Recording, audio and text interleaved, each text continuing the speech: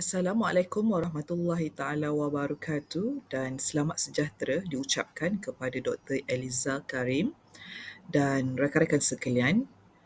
Bagi tugasan ini, saya Siti Syazah Yasmin binti Muhammad Yasin dan juga rakan-rakan yang lain. Ujian amali manipulatif bertujuan untuk menilai kecekapan pelajar dalam mengendalikan peralatan makmal dan melaksanakan prosedur saintifik berdasarkan rubrik yang disediakan. Objektif bagi pelaksanaan kemahiran manipulatif ini adalah agar pelajar dapat mengikuti protokol pengasingan DNA langkah demi langkah dalam masa yang ditetapkan. Pelajar juga dapat mengukur dan memindahkan larutan 50 dan 10 mililiter dengan tepat menggunakan alat yang sesuai. Pelajar juga dapat mengendalikan peralatan seperti mortar dan pestle, pengukur tiup didih secara selamat dan betul. Pelajar dapat menghasilkan filtrat yang bersih dan mempamerkan lapisan DNA selepas menambah alkohol sejuk. Dan yang terakhir, pelajar dapat membersihkan dan menguruskan stesen kerja mengikut SOP keselamatan. Berikut merupakan carta alir bagi pelaksanaan pentaksiran kemahiran manipulatif ujian amali. Bermula pada minggu keempat PNP iaitu pada 25 Julai 2025, satu penggubalan dan pentaksiran soalan dan skema jawapan ujian amali dilaksanakan oleh Jawatankuasa Amali. Pada minggu yang keenam iaitu 7 Ogos 2025, taklimat pelaksanaan ujian amali dilaksanakan kepada semua pensyarah. Pada minggu yang ketujuh iaitu 11 hingga 15 Ogos 2025, taklimat pelaksanaan ujian amali kepada pelajar oleh pensyarah amali masing-masing. Pada minggu yang ke-8 hingga minggu ke-9 iaitu pada 18 hingga 29 Ogos 2025, pelaksanaan ujian amali di dalam kelas amali. Pada minggu yang ke-9 iaitu pada 28 Ogos 2025, taklimat pelarasan skema jawapan dan penandaan skrip contoh laporan amali dilaksanakan. Pada minggu ke-10 hingga minggu ke-12 iaitu pada 1 hingga 26 September 2025, penandaan dan moderasi laporan amali dilaksanakan. Pada minggu yang ke-17 hingga minggu yang ke-18 iaitu 27 Oktober hingga 7 November 2025, pensyarah mengisi borang PB-MTP dan penyerahan borang PB-MTP kepada pelajar. Berikut merupakan jadual spesifikasi tugasan Program Matrikulasi Kementerian Pendidikan Malaysia, di mana di dalam jadual spesifik tugasan ini terdapatnya jurusan, modul, kursus Biologi 1, kod kursus, hasil pembelajaran ataupun course learning outcome yang ingin dicapai, jenis pentaksiran adalah jenis practical test, topik adalah bagi topik isolating DNA. Objektif pentaksiran adalah student should be able to isolate DNA from plant tissue. Jam pembelajaran pelajar adalah secara face-to-face 0.5 jam, manakala non-face-to-face adalah selama 1.5 jam. Dan total pembelajaran ataupun total waktu kemahiran manipulatif adalah selama 2 jam. Di mana 0.5 itu adalah pelaksanaan ujian amali dan 1.5 jam itu adalah penulisan lab report. Tarikh mula dihantar dan juga tarikh penyerahan. Terdapatnya domain hasil pembelajaran, aras taksonomi dan kriteria pentaksiran yang dinyatakan. Selain itu, terdapat makluman mengenai integriti akademik, serahan tugasan amali. Selain daripada itu, di dalam jadual spesifikasi tugasan, terdapat makluman kepada pelajar sekiranya tugasan dihantar secara lewat akan berlakunya penolakan markah. Okey, JST ini dibangunkan berdasarkan hasil pembelajaran dan konstruk yang diuji. Item dan rubrik digubal mengikut garis panduan pentaksiran bagi memastikan ketepatan dan keselarasan kandungan. Semua dokumen ini kemudiannya disemak dan disahkan oleh ketua bidang serta ketua jabatan sebelum digunakan dalam pentaksiran bagi menjamin kesahan kandungan dan kualiti instrumen. Seperti yang kita boleh lihat di situ, ketua unit iaitu Puan Nur Hidayah, disemak oleh Puan Nur Hidayah dan disahkan oleh Ketua Jawatan iaitu Encik Muhammad Nasir bin Mat Daud dan disahkan juga oleh Timbalan Pengarah Puan Hamidah. Setelah jadual spesifikasi tugasan dihasilkan, maka pembinaan soalan berlaku dan berikut merupakan soalan yang bertajuk eksperimen isolating DNA. Di dalam soalan tersebut, ada dinyatakan penyataan, terdapat juga rangsangan dan juga tugasan. Apakah yang perlu dilakukan oleh pelajar dalam eksperimen tersebut, dan terdapat prosedur yang dapat membantu pelajar untuk melaksanakan amali tersebut.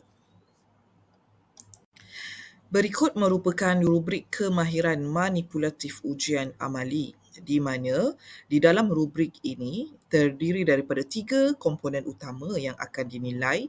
Yang pertama merupakan prosedur ataupun knowledge and science process skill.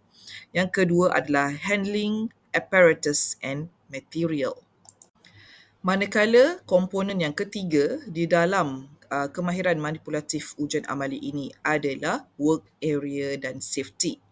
Seperti yang kita lihat, rubrik kemahiran manipulatif ujian amali ini dijadikan sebagai panduan kepada pensyarah untuk menilai prestasi pelajar semasa ujian amali dilaksanakan. Dan rubrik ini terdiri daripada 5 skor, iaitu skor yang pertama hinggalah skor yang kelima.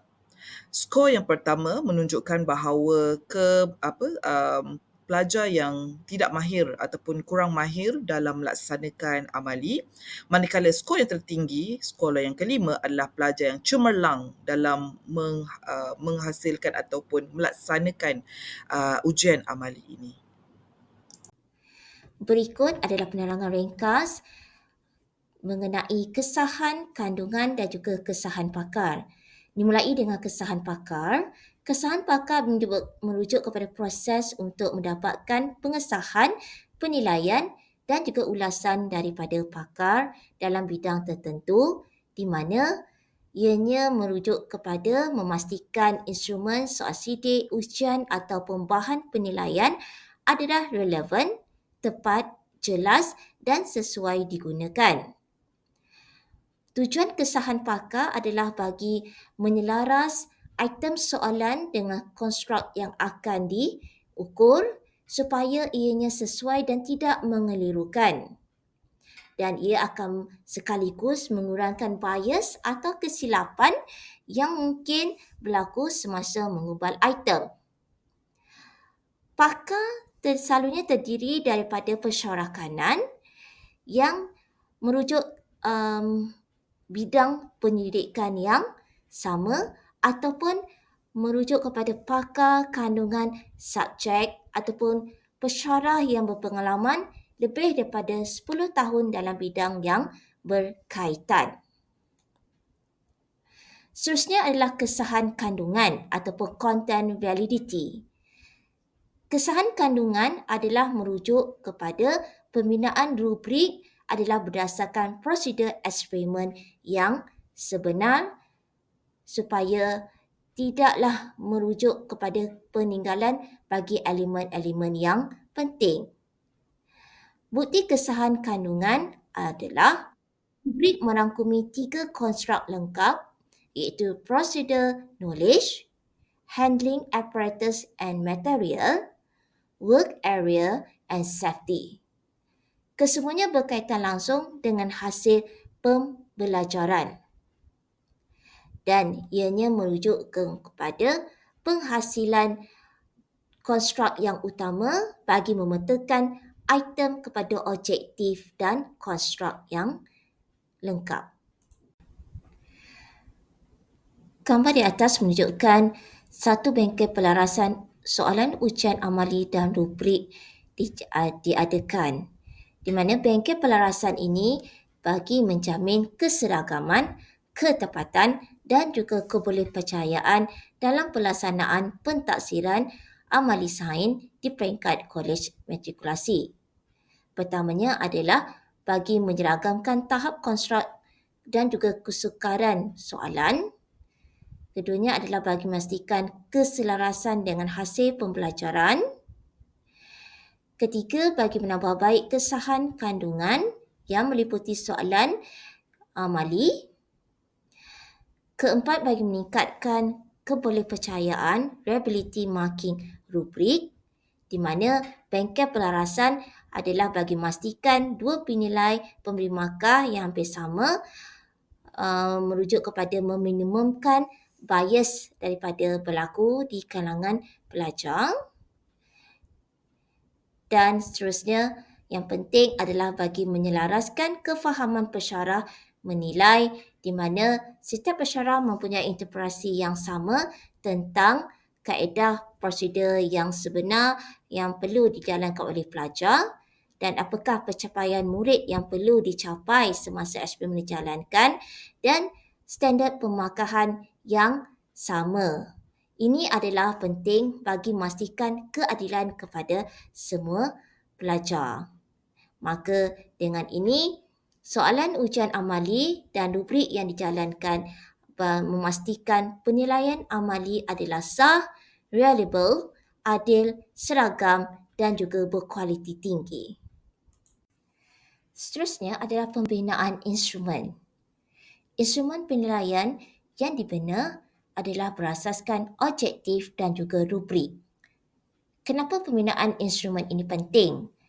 Pembinaan instrumen ini penting seperti soal sidik, rubrik, borang pemerhatian dan juga senarai semak yang mana prosesnya adalah kritikal dan penyidikan pentaksiran kerana ianya bagi menentukan ketepatan, kesahihan dan juga kebolehpercayaan data yang terkumpul. Berikut adalah langkah pembinaan instrumen. Pertama adalah mengenal pasti konstruk dan juga indikator, mengikut kepada urutan langkah dan juga masa, manipulative skill, technical, kebersihan dan keselamatan semasa dalam ruangan kerja dan juga bagaimanakah dokumentasi eksperimen itu diambil. Kedua, langkah pembinaan instrumen adalah membangunkan rubrik dan juga borang pemerhatian langsung dan juga bukti secara visual, di mana perlu menyediakan checklist bagi pemerhati dan juga pelajar dikendaki mengambil satu ataupun dua keping gambar sebagai bukti sebelum dan juga selepas eksperimen itu dijalankan. Dan melihat kepada penilaian akhir adalah merujuk kepada pengisian pada borang skor. Ketiga adalah melihat dari segi pemerhatian secara langsung dan juga bukti visual. Dan ianya adalah penting bagi mendapatkan kesahihan ataupun kebolehpercayaan data yang mana menjamin kesahan dan juga merujuk kepada standard kajian bagi eksperimen itu dijalankan. Berikut menunjukkan dokumen bagi penyediaan instrumen penilaian skala kadar bagi eksperimen isolating DNA, iaitu merujuk kepada manipulative skill yang akan dipenuhi ataupun perlulah dikuasai oleh setiap pelajar sewaktu eksperimen dijalankan. Dan setiap kriteria itu perlulah merujuk kepada penghasilan ataupun dapatan skala yang tinggi iaitu pada 5 bagi menunjukkan kemahiran manipulative skill pelajar itu tercapai. Berikut menunjukkan gambaran suasana semasa taklimat pelaksanaan kemahiran manipulatif dalam ujian amali kepada pensyarah dan juga pelajar. Gambar di atas adalah di mana taklimat diberikan kepada pensyarah terlebih dahulu sebelum sesi taklimat pada minggu hadapannya kepada pelajar semasa kelas amali berlangsung. Ini bagi memastikan setiap pelajar mendapat maklumat yang betul dan membuat persediaan awal semasa amali yang sebenar akan diadakan pada tarikh yang telah ditetapkan. Dan masa pelaksanaan ujian amali pun berlangsung. Gambar tersebut merujuk kepada suasana semasa pelaksanaan ujian amali. Untuk pengetahuan semua, pelaksanaan ujian amali adalah selama 2 jam. Di mana pada awal perbincangan telah pun diterangkan oleh rakan saya menyatakan 30 minit yang pertama adalah di mana pelajar akan melaksanakan ujian amali. Selepas itu, 1 jam 30 minit, pelajar akan mula untuk meletakkan alat radar di bahagian tepi dan memulakan bagi pembuatan lab report. Pelaksanaannya adalah secara individu dan masa yang dinyatakan adalah selama 2 jam seorang.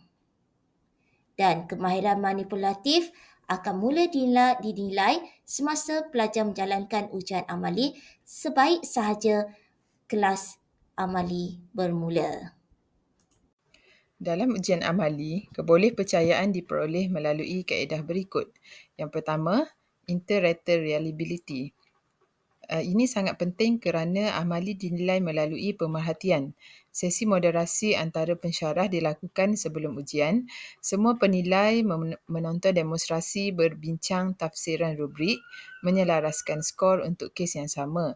Video standard atau demonstrasi sebenar digunakan untuk memastikan skor pensyarah adalah seragam. Kesannya mengurangkan bias individu dan skor lebih konsisten antara kumpulan.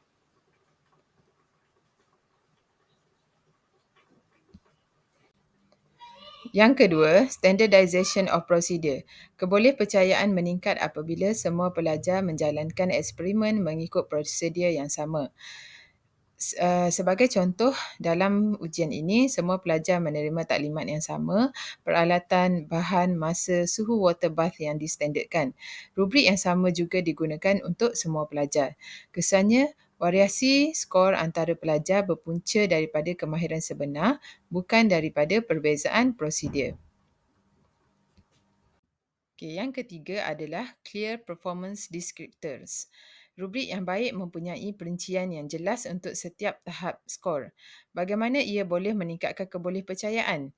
Dari segi mengurangkan ruang tafsiran subjektif, pensyarah mudah memberi skor yang sama walaupun menilai pelajar yang berbeza. Sebagai contoh, rubrik ada menyatakan perbandingan dengan jelas. Alat dipegang pada suhu tepat menunjukkan skor yang tinggi. Alat dipegang salah dan memerlukan bantuan. Skor yang rendah iaitu skor 1.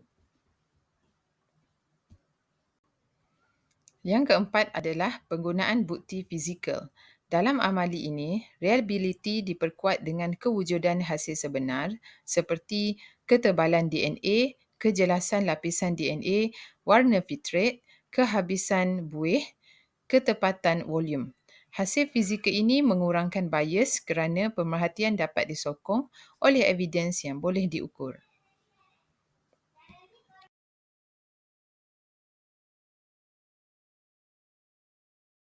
Dan yang kelima adalah moderasi selepas penandaan. 10 hingga 20% borang dipilih untuk semakan semula. Ketua penilai menilai semula untuk memastikan skor yang konsisten. Jika terdapat ketidaksesuaian, pensyarah dipanggil untuk semakan skor dan ini menambah reliability secara keseluruhan. Seterusnya, selepas pelajar menjalankan ujian amali, maklum balas dan pelaporan diberikan kepada pelajar. Berikut adalah contoh pelaporan bagi ujian amali yang disusun mengikut kepada kategori markas yang rendah, sederhana dan juga tinggi. Tujuan pelaporan dan juga maklum balas membantu pelajar memahami tahap penguasaan semasa. Seterusnya, maklum balas dan pelaporan ini juga menyedarkan pelajar tentang kesilapan yang berlaku semasa eksperimen, memberi panduan jelas untuk penambahbaikan, menggalakkan pembelajaran kendiri dan juga refleksi sendiri, memastikan proses pembelajaran lebih telus dan adil. Seterusnya, maklum balas ini juga meningkatkan motivasi dan keyakinan pelajar dan juga dapat menyokong tindakan susulan pensyarah supaya pelaporan memberi rujukan yang jelas kepada pensyarah untuk merancang intervensi seterusnya seperti latihan semula, simulasi, bimbingan individu ataupun penilaian semula.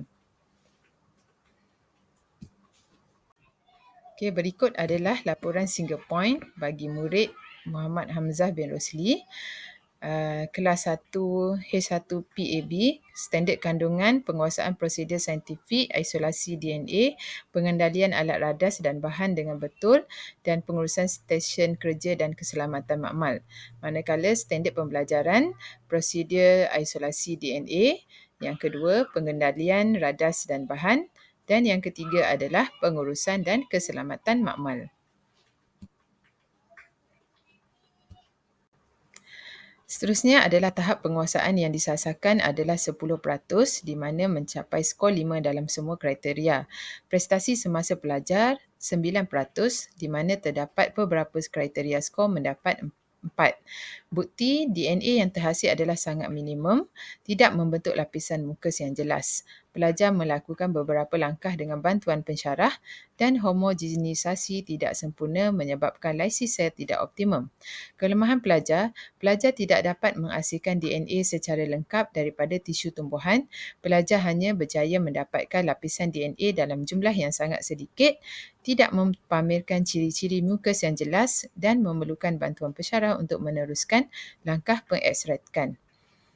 Kekuatan, walaupun masih memerlukan bimbingan, pelajar menunjukkan kesediaan untuk mengikut arahan pensyarah, pemahaman asas terhadap urutan prosedur eksperimen, keupayaan mengenal pasti bahan dan radas yang digunakan dalam eksperimen dan sikap positif dan mahu mencuba semula langkah-langkah yang salah setelah diberi tunjuk ajar.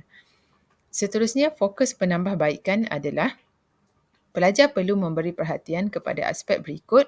Pertama, penghomogenan sampel, memastikan campuran buah, garam dan deterjen benar-benar homogen untuk memastikan lysisel secara optimum dan pembentukan konsep memahami kenapa setiap langkah dibuat dan apa kesannya terhadap hasil DNA. Seterusnya adalah tindakan susulan guru. Yang pertama, guru memberi latihan semula secara berkumpulan menggunakan sesi demonstrasi video bagi memperkukuhkan pemahaman langkah kritikal supaya hasil krut DNA yang diperolehi adalah jelas. Seterusnya, memberi sesi bimbingan individu bagi menguasai teknik homogenisasi dan penapisan, melakukan pentaksiran semula khusus pada komponen prosedur knowledge untuk melihat peningkatan. Dan yang terakhir, memberi maklum balas bertulis dan juga verbal selepas sesi latihan untuk memperkukuhkan refleksi kendiri murid. Sebagai contoh, awak menunjukkan usaha yang baik dalam mengikuti prosedur asas eksperimen namun perlu meningkatkan pemahaman tentang proses pengasingan DNA. Awak masih memerlukan bantuan untuk menghasilkan lapisan DNA yang jelas. Berikut adalah contoh gambar hasil eksperimen pelajar yang tersebut yang menunjukkan krut DNA yang dihasilkan adalah kurang jelas. Saya pula akan menerangkan single point yang kedua bagi pelajar ini di mana fokus bagi single point yang kedua ni adalah pada handling the apparatus iaitu mengukur dan menuang alkohol sejuk bagi item 2.14 dan 2.15 di mana pelajar ini telah mendapat skor 4 berbanding skor 5. Kenapa perkara ini boleh berlaku? Kerana seperti yang kita lihat pada gambar tersebut, pelajar itu menuang alkohol ke dalam filtrate pada sudut bukan flat angle. Flat angle adalah lebih kurang 170 hingga 180 darjah. Seperti yang kita lihat di situ, flat angle ataupun angle yang dilakukan pelajar itu adalah kurang iaitu lebih kurang dalam 120 darjah sahaja. Implikasi daripada angle yang tidak tepat ini akan menyebabkan hasil keputusan eksperimen tidak dapat diperolehi lah dengan lengkap dan baik. Tetapi kekuatan yang boleh dilihat daripada pelajar ini adalah pelajar dapat menyukatlah isi padu alkohol dan juga isi padu filtrate pada isi padu yang betul dan sempurna. Selain daripada itu, kelemahan pelajar yang dapat dilihat ketika mengendalikan eksperimen ini adalah pelajar menghadapi kesukaran untuk menuang alkohol pada sudut flat angle, dan ketika menuangkan alkohol, bacaan meniskus tidak diambil pada sudut mata yang betul, iaitu pelajar perlu menaikkan ataupun pada aras meniskus mata lah, pelajar perlu menuang alkohol ke dalam filtrate. Dan yang ketiga, kelemahan pelajar adalah pelajar menuang terlalu laju sehingga menyebabkan dua lapisan itu bercampur dan mengganggu pembentukan DNA. Fokus penambahbaikan yang boleh dilakukan oleh pelajar ini adalah pelajar disarankan untuk faham konsep meniskus dan memastikan bacaan isi padu dilakukan pada paras mata. Yang kedua adalah pelajar ini boleh melakukan teknik mengawal aliran cecair menggunakan hujung measuring cylinder, kerana pelajar itu dia menuang terlalu laju kan. Okey. Yang ketiga, pelajar boleh menuang alkohol, berlatihlah menuang alkohol dengan menggunakan sudut mendatar di tepi tiup didi ataupun flat angle. Dan yang keempat, pelajar perlu menggunakan kaedah slow pour teknik bagi memastikan lapisan alkohol tidak mengganggu filtrate.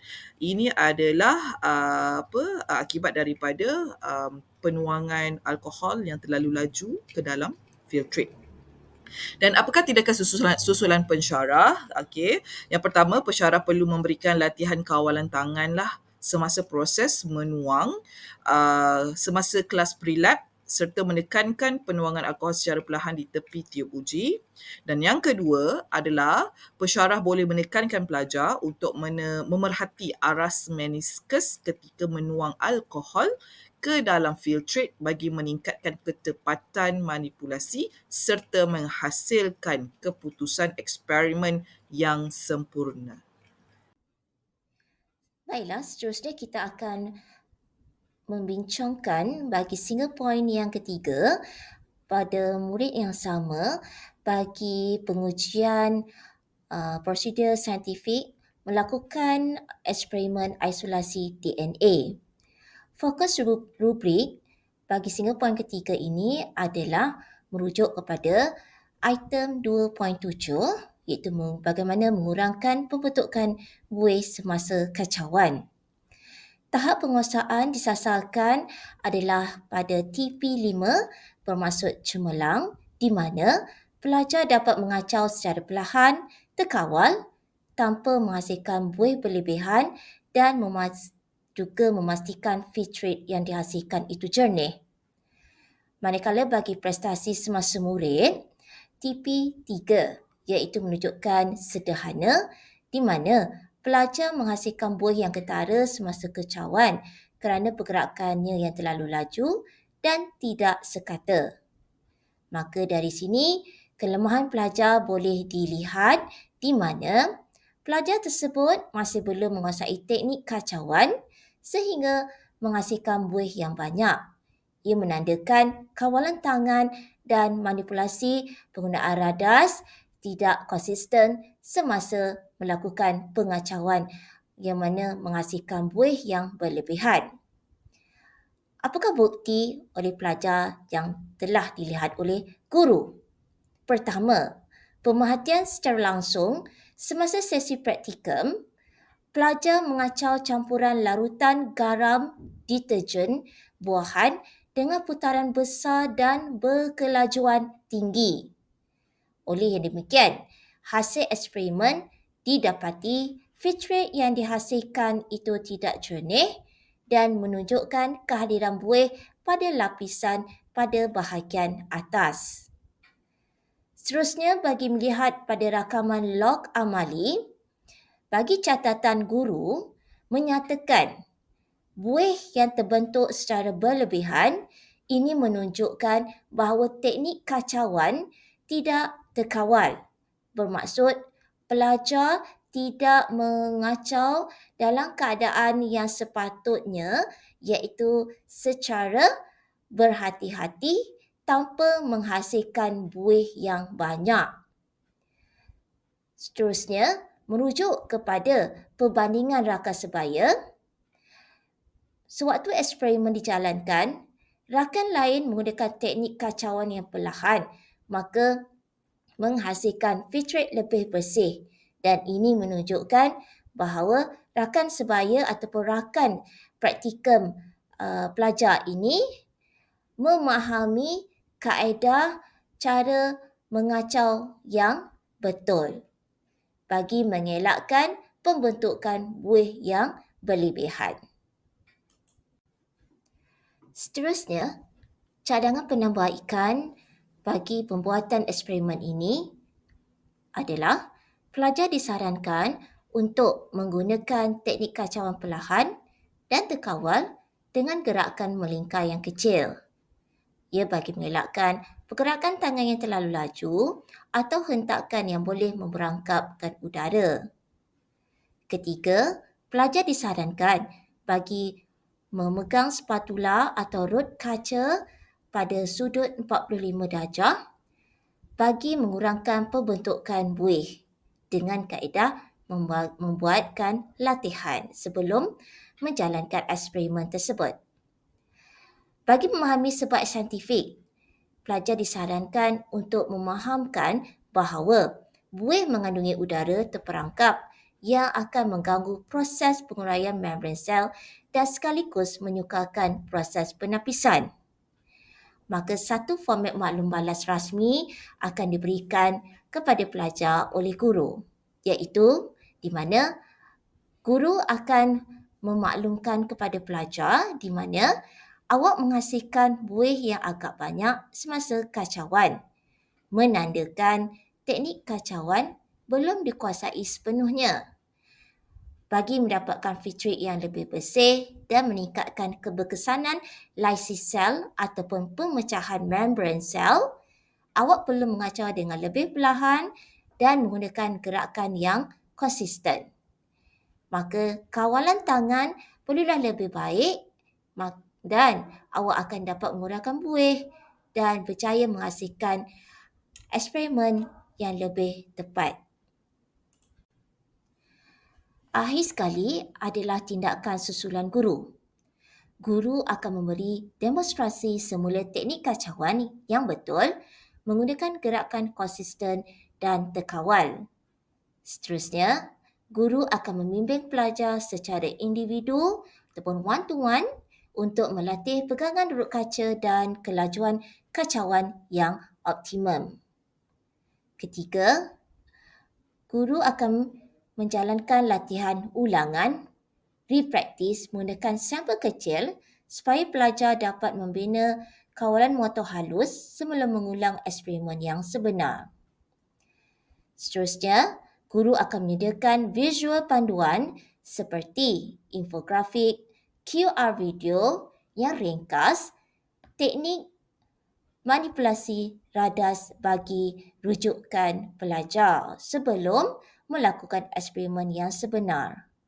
Maka bermulalah selepas itu, guru akan memberikan latihan ataupun reassessment bagi memastikan pelajar mencapai tipi sasaran yang dikehendaki. Baiklah, sekian saja daripada kumpulan kami dalam tajuk kemahiran manipulatif dalam ujian amali pengasingan DNA daripada tisu tumbuhan. Sekian, terima kasih.